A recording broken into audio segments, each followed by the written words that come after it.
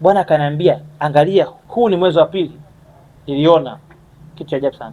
Mwezi wa pili niliona Marekani akitokea Marekani akienda kumchukua Museveni. Pup! Museveni akachomolewa kwenye nafasi yake, akafungwa kwenye gunia chini. Museveni alichukuliwa na Marekani, ila Museveni kuna nafasi ya kuomba toba. Museveni una nafasi ya kutengeneza. Mungu aliambia hivi, muda wa Museveni kutawala umefika mwisho. Lakini akigeuka, naona Bwana afanya kitu jambo jipya. Ni Bwana akaniambia hivi, pray for Uganda. Maana yake nilimwona Museveni anaondolewa madarakani.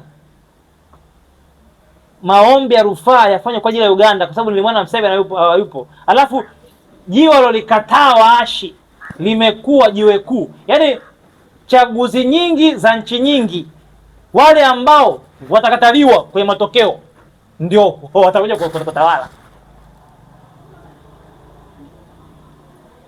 Wale